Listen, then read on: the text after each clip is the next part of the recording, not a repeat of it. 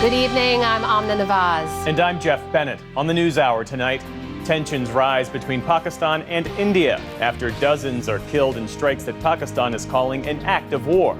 The conclave begins as cardinals are sequestered in the Sistine Chapel to select the next pope. And Judy Woodruff visits Vermont to check out a social media platform that's bringing people together in a time of increasing political division. Big tech social media, we really just want you for 5 or 10 minutes a day. And then please put the phone down and go outside and talk to your neighbor.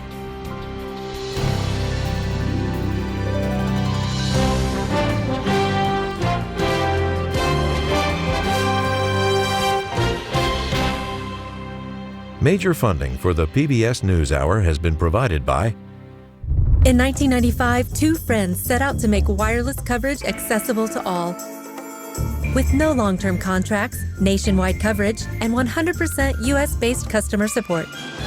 Consumer Cellular. Freedom calls. Certified financial planner professionals are proud to support PBS NewsHour. CFP professionals are committed to acting in their clients' best interest. More information at letsmakeaplan.org.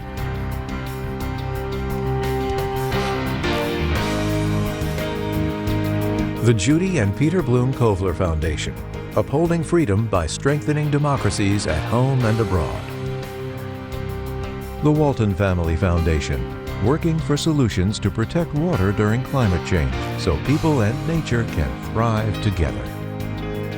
Supported by the John D. and Catherine T. MacArthur Foundation, committed to building a more just, verdant, and peaceful world.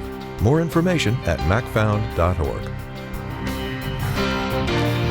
And with the ongoing support of these institutions.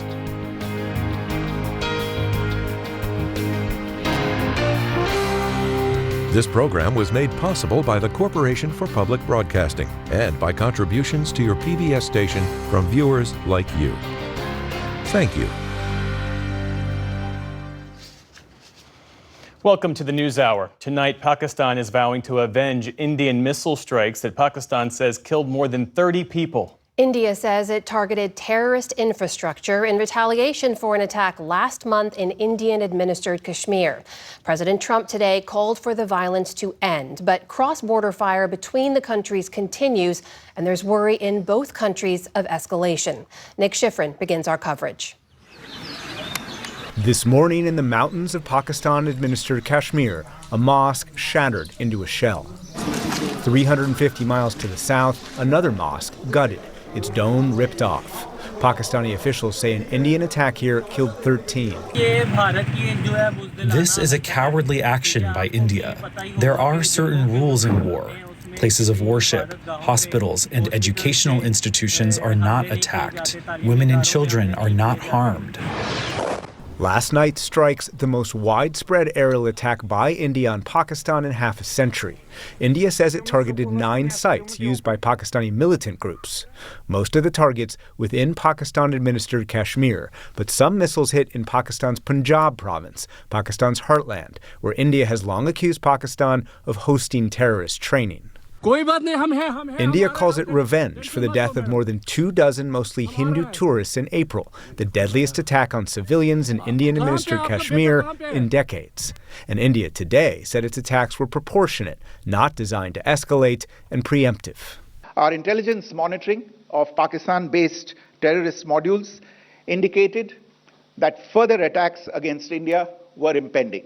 There was thus a compulsion both to deter and to preempt. But India appeared to suffer significant losses. Pakistan said it shot down 5 Indian fighter jets and drones. India hasn't commented, but local media filmed crash plane debris. And Pakistan is threatening a further response. This morning, its National Security Committee warned Pakistan reserves the right to respond in self-defense at a time, place, and manner of its choosing to avenge the loss of innocent Pakistani lives and blatant violation of its sovereignty. Pakistani Prime Minister Shehbaz Sharif. We vow that every drop of blood of our martyrs will be accounted for. Meanwhile, both sides shelled across the de facto border in Kashmir.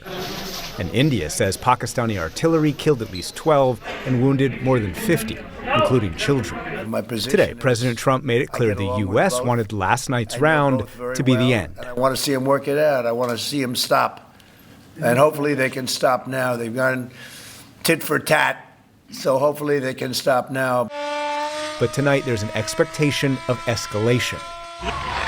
This is a drill that Indian authorities held today to prepare civilians for more attacks. For the PBS NewsHour, I'm Nick Schifrin. To discuss this further now, we get two views. First, I'm joined by Pakistan's ambassador to the United States, Rizwan Saeed Sheikh. Ambassador Sheikh, welcome to the NewsHour. Thank you for joining us. We saw Pakistan's Prime Minister Shehbaz Sharif called those Indian strikes a blatant act of war. He promised retaliation. Give us Pakistan's view at this moment. What could that retaliation look like? Well, thank you, Amna, for having me at this show. As you have mentioned, that the Prime Minister of Pakistan called it a blatant act of aggression.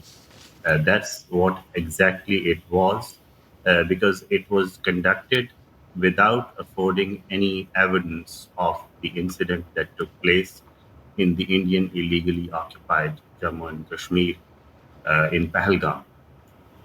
So it was a presumptuous pretext on which this aggression was conducted without affording evidence and also without accepting Pakistan's well-intended offer of conducting an impartial, neutral inquiry into the incident, investigation to the incident, which was generally welcomed and supported by the international community.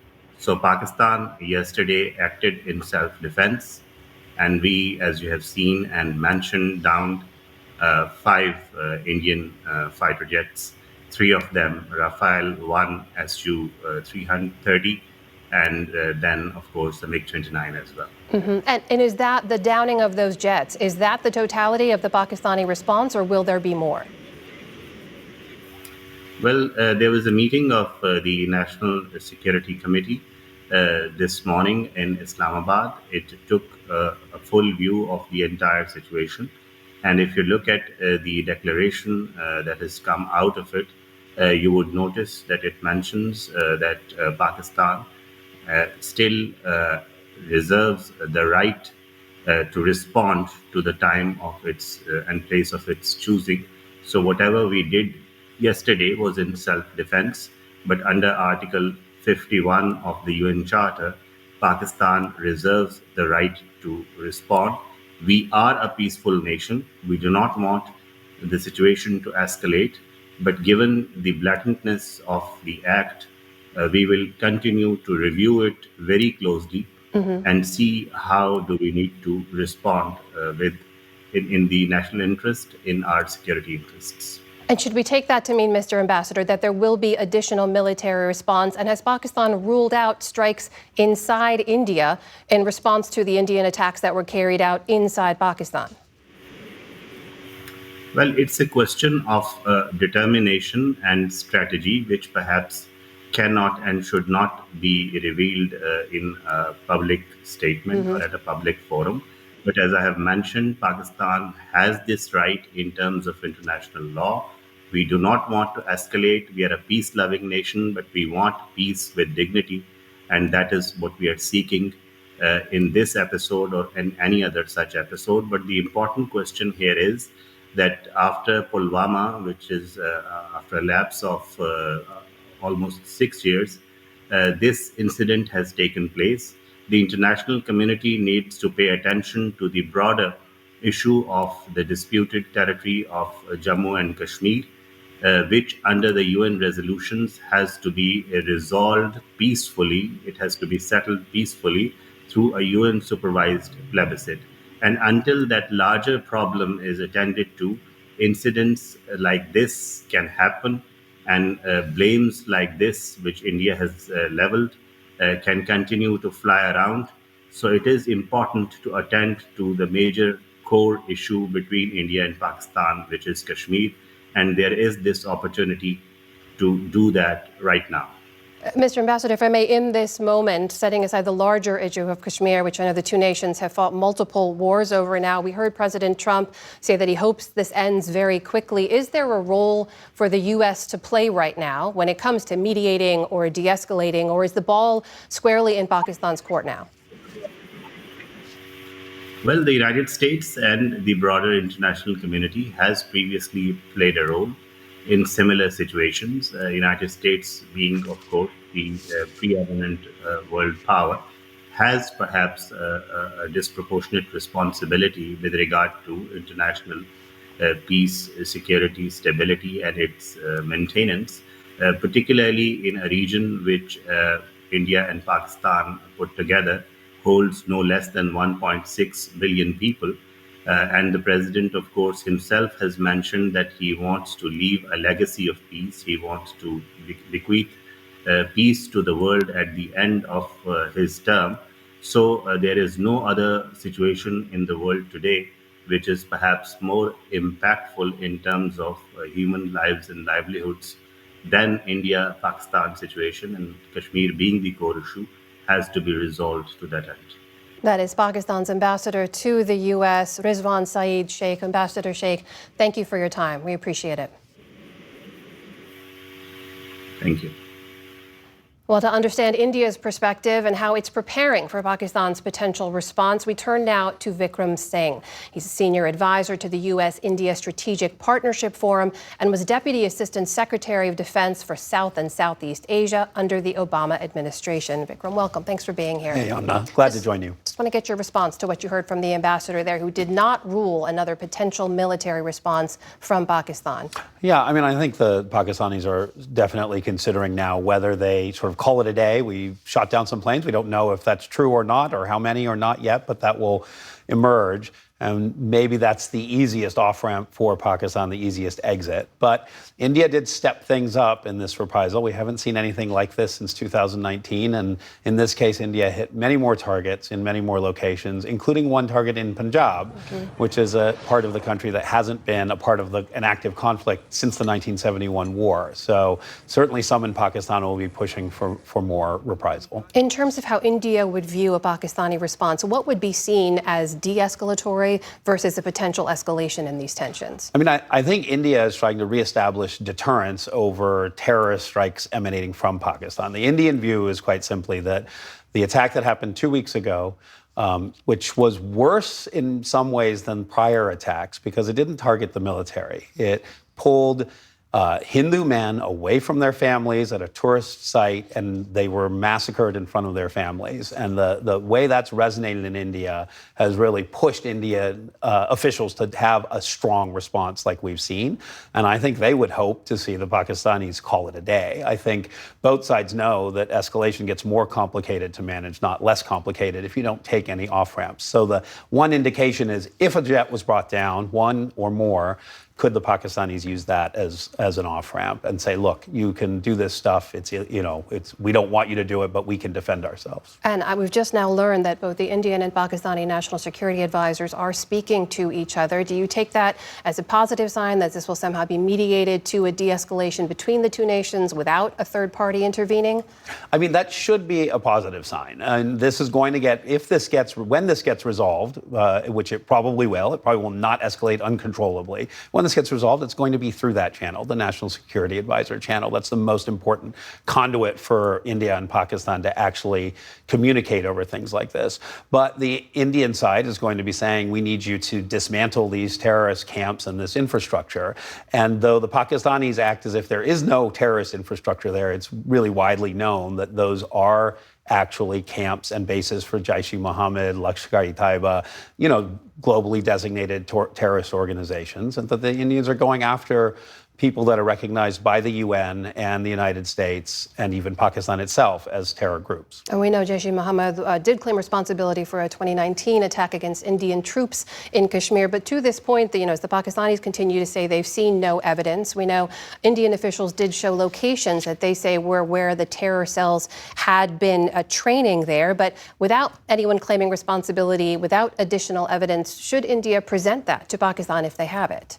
I mean, I think India should present whatever whatever it has. I think the real question tends to be, is the Pakistani state involved or not? I think when Pakistan denies any connection, I don't think that is really what they mean. They're basically saying, hey, this is because of grievances in Kashmir and there's angry people and they do these things and it's not our doing. But I think Pakistan really needs to step up on dismantling terrorist infrastructure inside Pakistan. That's the way to get India to the table to discuss underlying issues. As you heard the ambassador there reference, Kashmir remains the larger core issue here, still a disputed territory. Before that terror attack in Indian-administered Kashmir 2 weeks ago, Prime Minister Modi had said Kashmir was stable and it was safe. Does the attack show that that is not the case? And what does that mean for the future of that conflict? I think it's a bit of a shock after all of these years. And also, India and Pakistan have actually been in a surprisingly durable ceasefire along the line of control since 2021. And this is something that people really viewed as not very sustainable, but it's shown that they could have it. But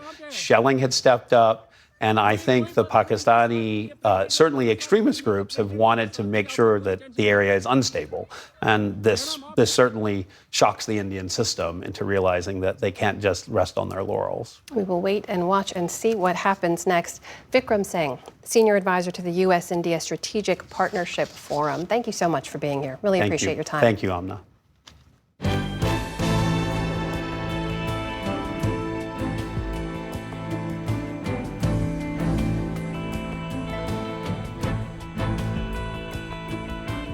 And we start the day's other headlines with the latest strikes between Russia and Ukraine. Ukrainian drone attacks disrupted flights at Moscow's main airports for a third straight day, even as preparations were underway for a massive military parade to mark 80 years since victory over Nazi Germany in World War II. China's Xi Jinping arrived today to attend the festivities. Meantime, Russian forces struck Ukraine overnight, killing 2 people in the capital, Kyiv. While in Washington, Vice President J.D. Vance told a conference that the U.S. is focused on brokering a long-term deal to end the war. The Russians are asking for a certain set of requirements, a certain set of concessions in order to end the conflict. We think they're asking for too much, okay? We would like both the Russians and the Ukrainians to actually agree on some basic guidelines for sitting down and talking to one another. Russia had rejected a 30-day ceasefire proposal from the U.S., which Ukraine agreed to. Instead, President Vladimir Putin announced a 3-day pause in fighting during Russia's Victory Day celebrations, which went into effect in the last hour or so. Ukraine's President Volodymyr Zelensky has dismissed that ceasefire, calling it a theatrical show. Hospital officials in the Gaza Strip say Israeli airstrikes killed at least 92 people today, including women and children. One of the attacks hit a busy market in Gaza City. Our producer on the ground, who provided this footage, says at least 23 people were killed there, including 2 journalists. Footage from the scene showed bloodstains and food still left on tables at a restaurant that was hit. It comes just days after Israel announced plans to step up operations in Gaza, which would include seizing the territory. For the second time in 2 weeks, a U.S. Navy fighter jet from the USS Truman aircraft carrier fell overboard into the Red Sea. The ship has played a vital role in the U.S. air campaign against Houthi rebels in Yemen. Tuesday's incident occurred when an FA-18 Super Hornet tried to land on the flight deck, but the arresting gear designed to catch the jet with a hook and wire system failed. That's according to an official. The 2 pilots ejected safely and sustained only minor injuries. In April, another FA-18 slipped off the deck of the Truman. Each jet costs more than $60 million. The FAA says it will take immediate steps to improve operations at Newark Airport after more than a week of disruptions that will include brand new telecommunications systems and a boost to air traffic control staffing. It comes as Transportation Secretary Sean Duffy is expected to announce a multi-billion-dollar plan tomorrow aimed at upgrading air traffic control systems nationwide. And air travelers must also get used to a new reality. Starting today, Real ID is now a requirement to fly domestically. The rollout has been mostly smooth so far. Those without the IDs were given handouts advising them to use one the next time they fly or face delays. Former President Joe Biden says it wouldn't have mattered if he had dropped out of the 2024 presidential race earlier than he did, but that it was still the right decision. The comments came in his first broadcast interview since leaving the White House. Biden spoke with the BBC to mark the 80th anniversary of the Allied victory in Europe and said he worries that the relationship between Europe and the U.S. is fracturing under President Trump. He also said the Oval Office confrontation between Trump and Ukraine's President Zelensky was beneath America, and he dismissed President Trump's proposals to acquire the Panama Canal and Greenland and make Canada the 51st state. What the hell's going on here? What president ever talks like that? That's not who we are. We're about freedom, democracy, opportunity, not about confiscation. In that same interview, Biden described the Trump administration's willingness for Ukraine to concede territory to Russia as modern-day appeasement, a reference to British leader Neville Chamberlain's policy of trying to appease Hitler before World War II. The final race of the nation's 2024 election has finally been decided 6 months after voters went to the polls. In North Carolina, the Republican challenger for a state Supreme Court seat, Jefferson Griffin, conceded to the Democratic incumbent today. That clears Allison Riggs to officially be reelected to an eight-year term as an associate justice. It comes just 2 days after a federal judge ruled that thousands of disputed ballots challenged by Griffin must remain in the final tally. Those results also show that the Democrat Riggs won the election by just 734 votes out of more than 5 million cast. 3 former Memphis police officers were acquitted today on state charges in the death of Tyree Nichols. A jury took about 8 hours over 2 days to find Tadarius Bean, Demetrius Haley, and Justin Smith not guilty on all charges, but they could still spend years in prison after being convicted of federal charges last year. 2 other officers had already pleaded guilty in the fatal beating of Tyree Nichols, who fled a traffic stop in 2023. The 29-year-old's death sparked nationwide protests and renewed calls for police reforms in the U.S. The Federal Reserve kept its benchmark interest rate unchanged today as officials monitor the effects of President Trump's trade wars. So far, inflation and unemployment remain relatively low nationwide, but uncertainty about the path of the economy is extremely elevated. Fed Chair Jerome Powell said today that those tariffs could, in his words, generate a rise in inflation, a slowdown in economic growth, and a rise in unemployment. President Trump and Treasury Secretary Scott Bessent have pushed for lower borrowing costs. Powell said that won't affect the Fed's decisions on rates moving forward. Following the Fed's announcement, Wall Street ended higher. The Dow Jones Industrial Average added nearly 300 points on the day. The Nasdaq rose nearly 50 points, or about 0.25%. The S&P 500 also closed in positive territory.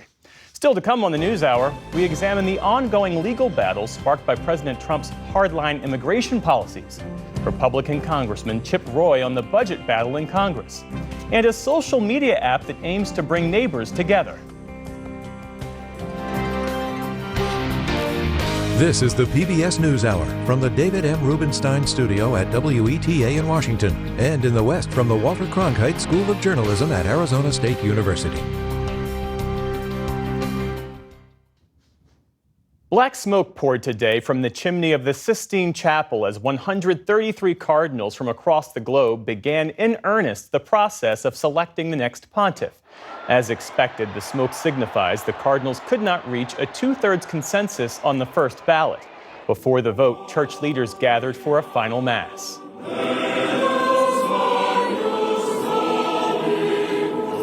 Extra omnes. Then, with a ceremonial Latin declaration, the chapel was cleared, the doors were closed, and the group began one of the most secretive elections in the world. The cardinals will be considering a number of difficult and sometimes divisive issues. Survivors have also called on the cardinals to consider the history of sexual abuse and the church's conduct in the past when crimes have been covered up and priests have too often been protected. Peter Isley, a founding member of SNAP, the survivors network of those abused by priests, is in Rome. He spoke to us as the conclave began about demanding accountability and a new path forward that his group calls zero tolerance. Zero tolerance means 2 things. 1, any priest or cleric where it has been determined that he has sexually assaulted or abused a child is permanently removed from the priesthood. Secondly, zero tolerance means accountability. It means that any church official, cardinal, or bishop that has been, again, determined after investigation that he has covered up sexual abuse crimes of children, that he has obstructed justice in the countries where these crimes are occurring, that he can no longer function as an authority or an official in the Catholic Church. Isley also said he's concerned the next pope may also have a history of too easily ignoring past abuse or not being transparent enough. But he hopes the successor to Francis may feel pressure to meaningfully change the Vatican's approach. You got to be optimistic. You have to be hopeful. But I'm hopeful about how much awareness has happened in the last 30, 40 years. What I think about as a survivor are the thousands of survivors I know and I've worked with, my brothers and sisters. We've all undergone this trauma, and we all want this never to happen to another child. This is the first time, really, in history in which the issue of abuse and cover-up and these crimes is being taken very seriously, it seems. The Vatican is talking about it. They're saying this is going to be the number one or one of the top priorities for the next pope, and that's historic. For more now on the conclave and the controversies facing the Catholic Church, we're joined by Philip Sheenan. He's an investigative reporter and the author of Jesus Wept, 7 Popes and the Battle for the Soul of the Catholic Church. Thanks for being here. Thank you. Your book is an investigation of the Catholic Church post-World War II, and sex abuse is this ever-present theme. Why has this been such an enduring problem for the Catholic Church? Well, it's actually an enduring problem that dates back to the Dark Ages. This apparently has been a problem within the Catholic Church for centuries and centuries. And we know that in recent decades that it has been a story of cover-up by popes, cover-up by cardinals in the Vatican. And it's been a very long reckoning for the church to come to terms with it, and I would argue it still has not come to terms with it today. And why is this notion of zero tolerance a point of contention? On its face, it seems like a very clear and morally just principle. It's a crime, child abuse. What the priesthood is, what the Catholic Church is a hierarchy that is in many ways a brotherhood, in which these men watch out for one another as they would for a brother or a father or grandfather. You protect those in the family. And unhappily, that cover-up, that willingness to protect has meant that a lot of crime has gone unpunished in the church. So give us an example of one of the egregious cover-ups you recounted in your book. I think the single most shocking document I uncovered in all my years of research was a letter written in 1999 by Cardinal John O'Connor of New York, arguably the most powerful churchman in America at the time, who had just learned he was probably about to die. He'd just undergone brain surgery. And in one of his final acts on earth, he sends a letter to Pope John Paul II to warn him that he must not promote Cardinal or then Bishop Theodore McCarrick of New Jersey to any higher post in the church because he was well known to be a sexual predator. And the story is that lots of other people told this to John Paul II. John Paul II still wanted to believe McCarrick was an innocent man, made him a cardinal in Washington, D.C., and McCarrick became one of the most prominent spokesmen for the church in America for decades to follow. The Cardinals will assemble again tomorrow for a second round of voting. Give us a sense of the competing factions within the church and the differing visions of the future. Well, I think the question will be whether or not the legacy of Pope Francis will live on beyond his papacy. His message to the world was one very much framed by the Gospels, one of mercy and tolerance, punishing sin behind promoting mercy as the cause of the church. And there are many people who think he was too liberal, too progressive. He ignored too much of the tradition of the church.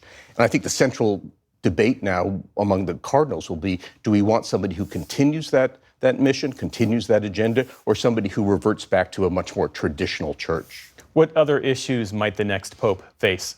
Well, Pope Francis, I think, will probably best be remembered for his outreach to gay Catholics. He uttered those famous words, "Who am I to judge?" in reference to gay people, and that really rewrote 2,000 years of tradition. Previously, homosexuality had been branded a grave sin. And he had a dialogue with divorced Catholics in a way that had not been true in centuries. They were given an easier way to remarry within the church and allowed to receive Holy Communion for the first time in centuries. And there are people within the hierarchy who believe that was the wrong move, that dishonored tradition, and that Pope Francis's agenda on those issues must be reversed. And there are some who are predicting a pivot toward a more conservative papal leadership. Do you see that happening? Well, there's a lot of talk about that among conservative Christians, a lot of American commentators seem to believe that there will be a pope to follow Francis who will reverse his agenda. I find that hard to believe, if only because 80% of the cardinals who will choose Francis as successor were put in the College of Conclaves by Francis. And it seems to me hard to believe that these men, given this great honor by Francis, would want to dishonor his legacy by finding a pope who reversed much of his policies. Are there any lessons from previous conclaves that inform the current moment? Well, I think, as is true for most conclaves, we really don't know how this is going to end. I think this conclave in particular is unpredictable. We have a variety of cardinals who've never met one another. They come from the far ends of the earth. Francis increased the countries represented in the conclave by something from 40 to 80, to nearly 80. And again, these men don't know each other so well. Many of them are not particularly well known within the church. And I think it's going to be at least a few days of deliberations among the cardinals about who they're comfortable with leading their church. What are you watching for? I would watch for the name that the new pope chooses when he emerges on the balcony at St. Peter's. That's obviously a first message to the world about what his agenda will be. If the new pope is Pope Francis II, I think that tells you that Francis's legacy lived on. If he chooses the name of one of his more very conservative papal predecessors, you can look for a change in the church. Philip Sheenan, thanks so much for your insights. We appreciate it. Thank you.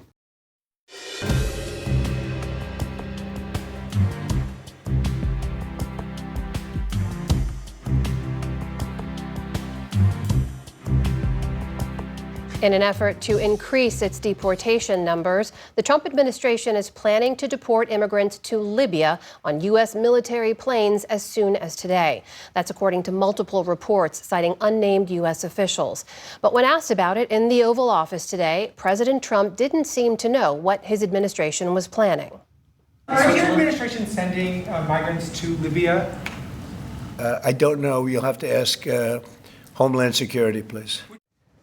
Our White House correspondent Laura Barone-Lopez joins me now for the latest on the president's deportation agenda. Good to see you, Laura. Good to be here. So what else do we know about these possible migrant flights to Libya? We don't know much more, Amna, because of the fact that the administration is not answering basic questions. We reached out to Homeland Security, as the president referred to. We reached out to the White House, and they didn't answer any questions when we asked which undocumented migrants would be deported, when, and whether or not it was to Libya or to other countries. The State Department simply said that they do not discuss details of diplomatic conversations with other governments, despite the fact that the Secretary of State, Marco Rubio, has repeatedly said that they are looking for other countries to deport undocumented migrants to. Now, we should note that Libya's two rival governments, that's the Western internationally recognized government as well as the Eastern militia government, both rejected any existence of an agreement or talks of any kind of agreement to deport migrants to Libya. And just hours ago, a federal judge in Massachusetts restricted the president's ability to deport migrants to Libya, saying that doing so would clearly violate prior orders that he has made. We should note the conditions in these prisons in Libya is well documented. What would migrants face if they're deported there? A recent State Department report on human rights practices in Libya found that there is no access to immigration courts or due process for those that are housed in detention centers there. And I spoke to Frederick Wary. He is a senior fellow at the Carnegie Endowment of International Peace, who has actually visited several of these migrant detention facilities, and he detailed those conditions.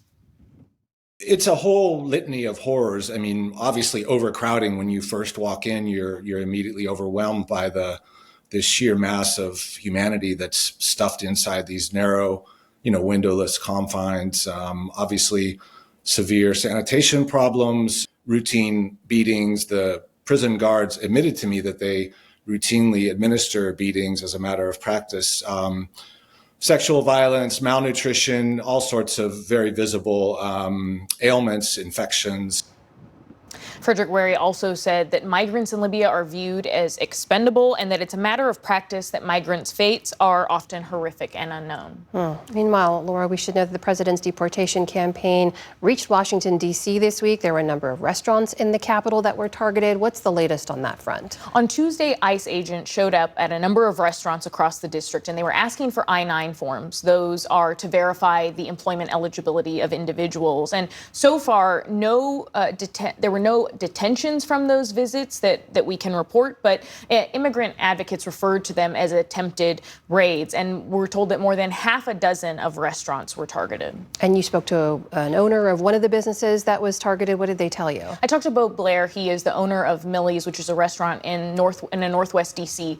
neighborhood, and he told me that ICE agents showed up on Tuesday. Some were in uniform, some were in plain clothes, and agents asked to speak to employees, and they were denied access to those private areas of the restaurant. And they asked, again, for those I-9 documents, but those are not housed at the restaurant. They're housed at headquarters. Bo Blair told me that 2 of his employees are already too scared to return to work. They did not return to work today, and he's concerned that they may not come back for the rest of the week. Bo Blair told me that he's worried about the overall chilling effect that this could have on his workers, some who have worked there for 20 to 25 years. He called it, quote, a whole new level of harassment of his law-abiding employees, and said that without immigrants, there are no restaurants, that they are key to that industry. Now, we also spoke to George Escobar. He works with the immigration advocacy group CASA, and he said that they are giving a lot of different advice to both businesses as well as individuals on how to handle these ICE visits. They have private areas where only the workers or where only the owners may enter, right? Those private areas, nobody, even law enforcement, can have access to unless they present a warrant, right? And even at that point, even after they present a warrant, the warrant signed by a judge has to be pretty specific about what types of information is subject to the warrant, what types of information that individual has to turn over.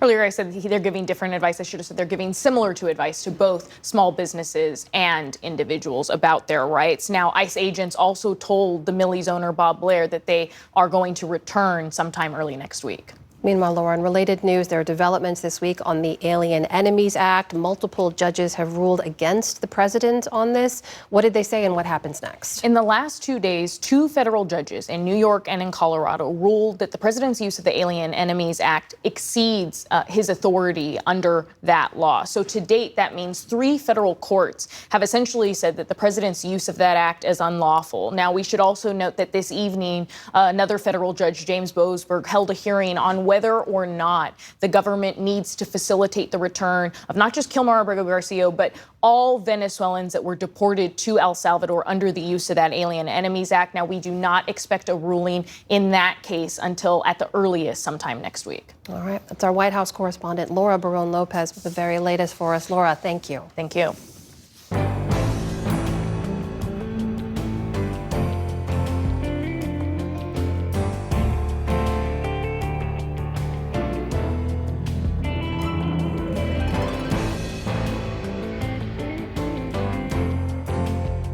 President Trump's agenda is facing a major test in Congress to help fund his tax cuts. Medicaid is the single biggest area of savings on the table. Last night, we spoke with GOP Congresswoman Nicole Malliotakis, who opposes some Medicaid cuts. Tonight, a different view, and correspondent Lisa Desjardins picks it up there. Today, the Congressional Budget Office sent out its analysis of the impact of some potential Medicaid cuts that some Republicans have proposed, finding that these particular cuts would mean 5.5 million fewer people on Medicaid and about 2.5 million without insurance. Those proposed cuts at the same time would save $700 billion. To discuss the Republican plans, Texas Congressman Chip Roy joins me now. Thank you, Congressman. Those millions of Americans who could lose Medicaid coverage are the reason that moderates have pushed back so hard, as you know.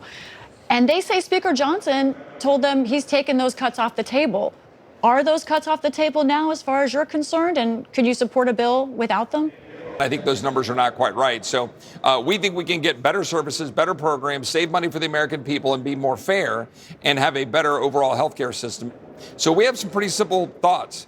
That you shouldn't get more on Medicaid than Medicare, that you shouldn't be able to qualify if you're ineligible, for example, if you're illegal or if you're not qualified under the program, that if you can work, that you should work, and that you shouldn't get more if you're able-bodied than if you're vulnerable. We think it's pretty straightforward.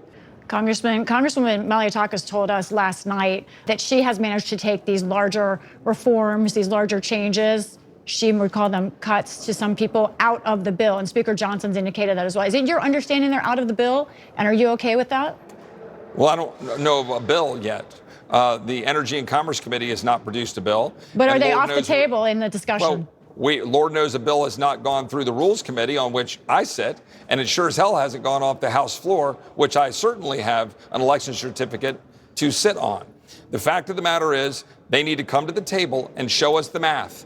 How are they going to balance the tax cuts that they so often want to dole out, but not do the spending reform we need to do when we're $37 trillion in debt, and the average American can't afford health care, and the average American can't afford a car, and the average American can't afford to live, and the average American can't afford a house, and interest rates are going up. And we're spending $1 trillion a year on interest because Republicans never met a promise they didn't want to make without the taxes to actually pay for the promise that they're delivering to people.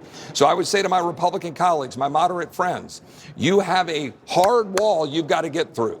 And that is me and a bunch of others that believe that our budget needs to balance, the deficits need to go down, and that we need to be honest with the American people. And I'm tired of the vulnerable getting screwed by the empty promises of both Republicans and Democrats who want to try to lie to them and say that they can have this magic fairy dust of government-provided programs which are subpar, and then complain when we have $37 trillion of deficits. We owe our kids and our grandkids better than that. So that's my answer. Nothing's off the table, because if it's off the table, then I'm off the table.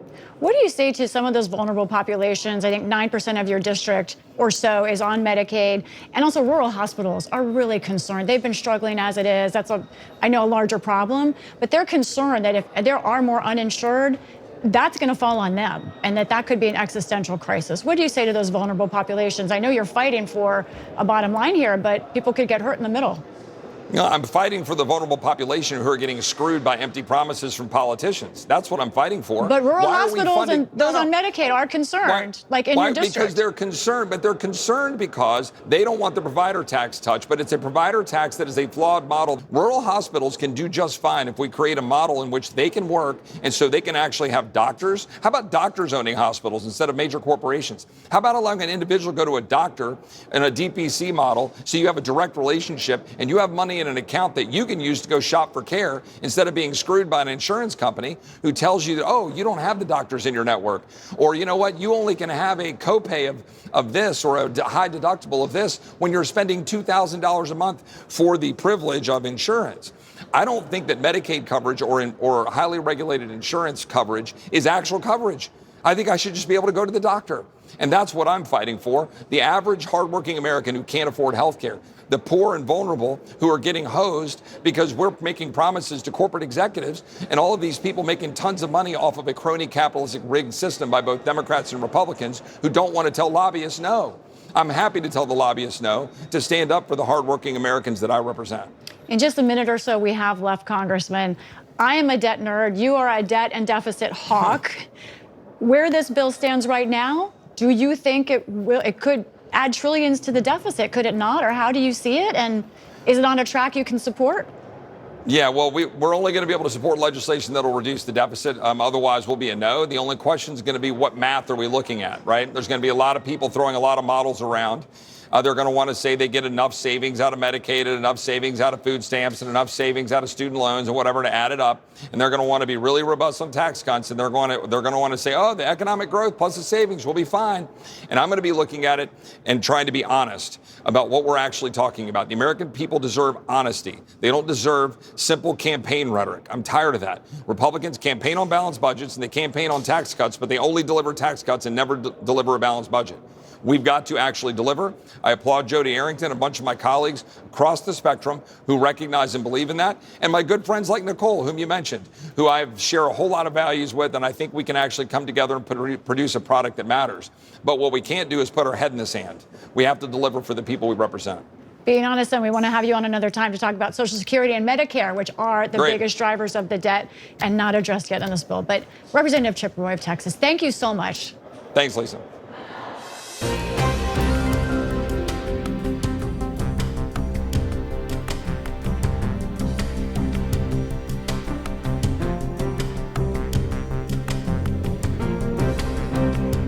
Large social media platforms such as Facebook, Instagram, X, and TikTok have billions of users across the globe, and the decisions those companies make about privacy, content moderation, and misinformation can impact people's social lives and mental health. Judy Woodruff reports on how a different kind of social network, one grown locally, might hold lessons for another way forward IRL, or in real life. It's part of her ongoing series, America at a Crossroads. On a recent Tuesday evening in the chapel of St. Michael's College in Colchester, Vermont, the Freedom and Unity Chorus, a nod to the state's motto, is rehearsing for its upcoming concert at a nearby home hospice care. The chorus is led by Maria Rinaldi, who works at St. Michael's but lives 20 minutes away in the small town of Jericho. To build the chorus, she went online, recruiting nearly every member through Vermont's most popular social media network, Front Porch Forum.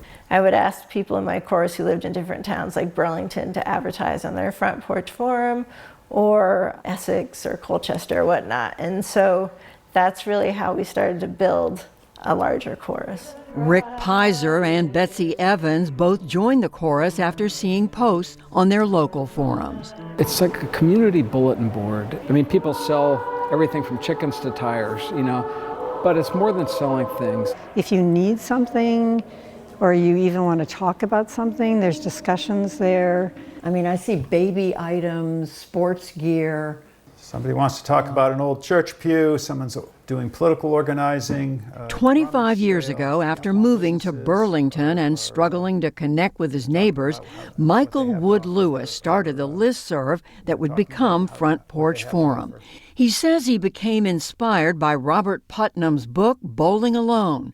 His copy still sits on his bookshelf, to create something that helps neighbors build community through mundane interactions. When neighbors have some trust, some track record of working with each other, of giving, borrowing, trading, then when harder things come along, be it a house fire, a flood, even a contentious school budget debate, people have a level of trust.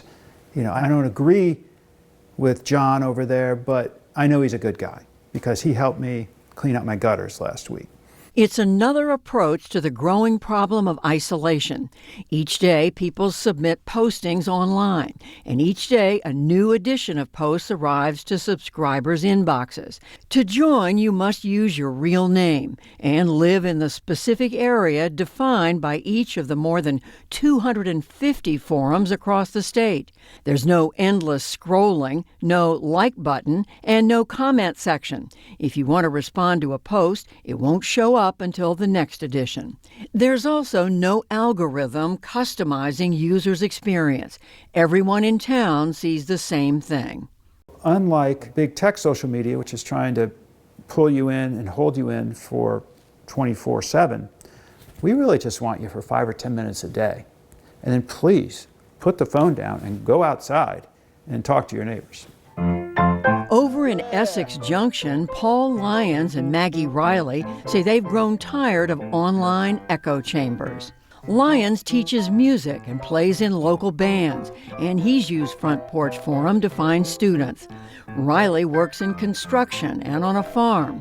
She's used the forum to find furniture, truck accessories, and new hobbies.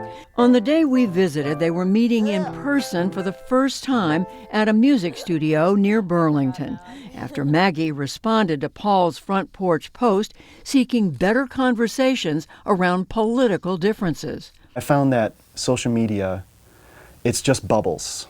And so I found that it was just my own bubble talking back to me a bunch of stuff that I kind of already knew. And I was like, well, yeah, but what if other people think? And Maggie, you saw that posting that Paul had put out there. What was your thought when you saw it? I just thought that was like really nice and different than the way a lot of people nowadays think about politics.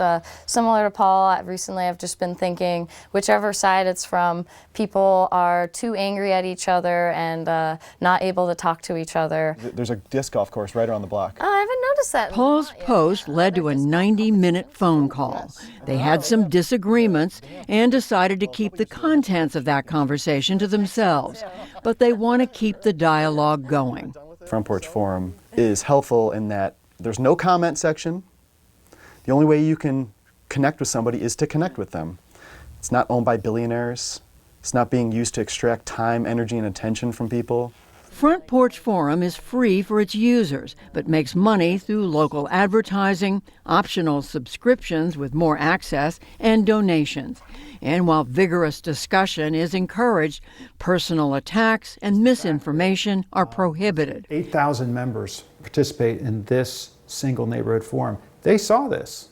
Around 12 moderators, all real people living in Vermont, review each post before it's published to ensure it complies with the terms of use. As long as people aren't spreading disinformation, aren't violating our rules in some other way, we welcome that content. But it's challenging. And in these times that we're in, these increasingly divisive, difficult times, it's gotten harder.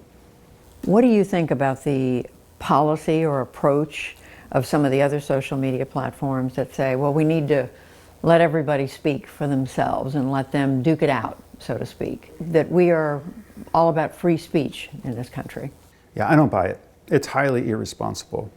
They've created platforms with massive, massive power to change people's lives, and they're generating massive wealth for themselves and sucking a lot of that wealth out of local communities.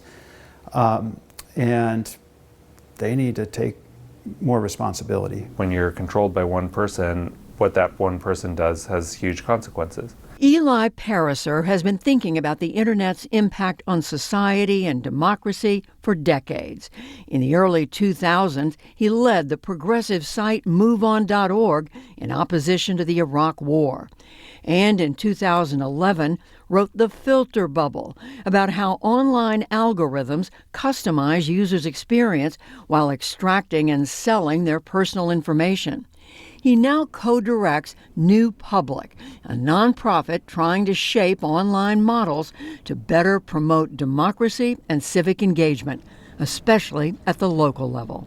So in physical communities, we have private businesses, but we also have libraries and parks and these other public institutions that just do different stuff. And it's not to say that bookstores are bad. Bookstores are great, but you need libraries too, because there are things that bookstores will never do because they're organized as businesses. I think in the digital world, we've lived in this world that's just private companies. That's 100%, it's like organizing your whole society in a mall. And building these public spaces that can really serve public needs seems like it needs to complement the private entities. Last year, New Public and the University of Texas commissioned a survey of Front Porch Forum users. It found that Front Porch Forum performed better than its much larger competitors, Facebook and Nextdoor, on key metrics like connecting users with where they live, treating people humanely, and helping users feel more informed. I think we can do better, and I think we can do better by reinventing kind of what's the container, what's the business container that we're putting this in? Does it have to, make billions and billions of dollars, or can it serve the public as well? Back in Burlington, there's a question about whether Front Porch Forum could work beyond Vermont in more urban, more diverse, and larger settings. Pariser's working to create the digital tools to help others build their own models in communities across the country. But while Michael Wood Lewis has a couple of pilot forums in neighboring states, he doesn't plan to expand Front Porch Forum. That's a whole other challenge that would require a whole different kind of team and resources. There are other people trying that, and I applaud them. But I think the solution that excites me is 1,000 different local solutions. Bring us back to For the PBS NewsHour, I'm Judy Woodruff in Burlington, Vermont.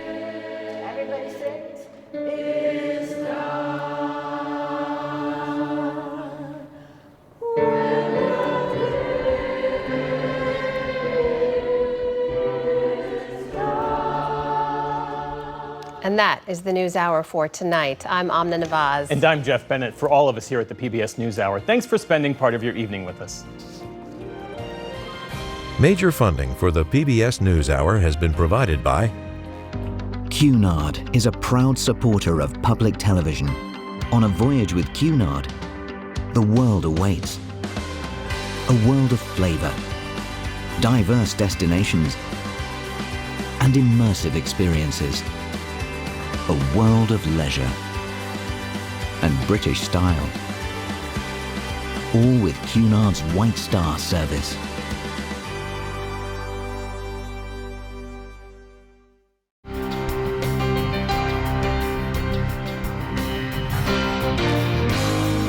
Friends of the NewsHour, Robert Kaplan, and Wendy J. Selden through the Raymond James Charitable Endowment Fund. The Ford Foundation, working with visionaries on the front lines of social change worldwide. Funding for America at a Crossroads was provided by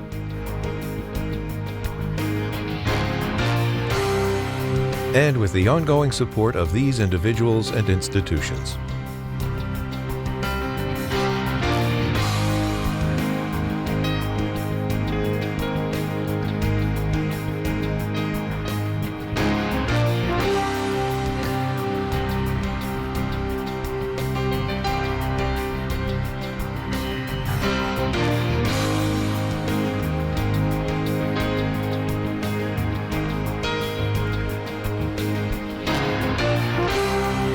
This program was made possible by the Corporation for Public Broadcasting and by contributions to your PBS station from viewers like you.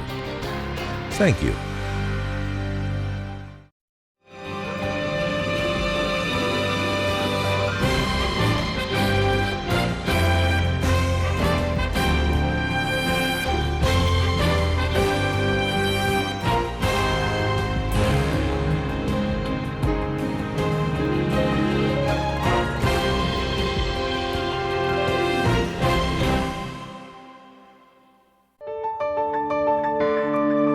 You're watching PBS.